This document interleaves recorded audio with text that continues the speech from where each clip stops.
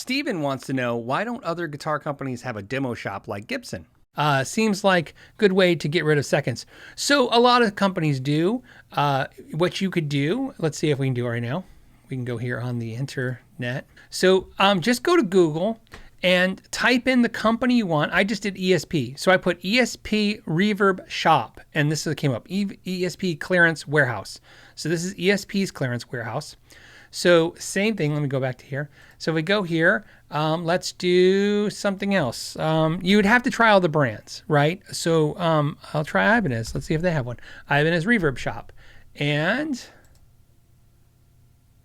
Ibanez does not have a reverb shop. But that's how you would do it. So you would look, I'm going back.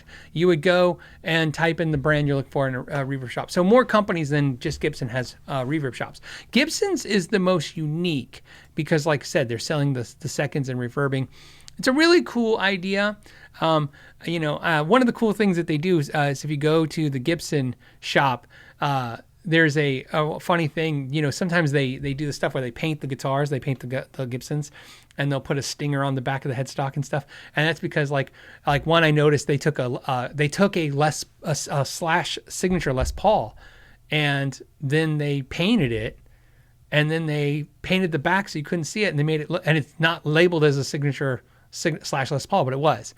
And then I got confirmation from Gibson that's what it was too. So I was like, oh, that's really, really interesting. I'm like, so they had a defective slash Les Paul, so I think something was probably wrong with the finish. And they go, let's paint it crazy. And I think they did a sparkle finish, like sparkle top on a white body, and then put a sparkle stinger on the back of the headstock and changed the truss rod cover and stuff. And basically, I think they probably left the pickups the same. I don't remember, but they essentially took a signature model, made it a non-signature model, and sold it for a good amount of money. So it's a good idea. Not all companies care, Stephen. That's the problem.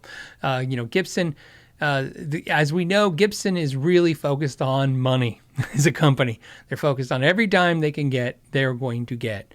And some companies don't focus that way. They just focus on other things. They figure that stuff, what's the saying? Stepping over dollars to pick up pennies, so to speak. Sometimes it's looked at as that too. I think the Gibson demo shop's cool. I've tried to buy a couple things from there a couple time. I go on there and I just always end up talking myself out of it. If you enjoyed this podcast clip, you can watch the entire episode by clicking the link in the description or streaming it on iTunes, iHeartRadio, and Spotify. You can also join it live every week, Friday at 3 p.m. Pacific Standard Time, and I hope to see you there. Until next time, know your gear.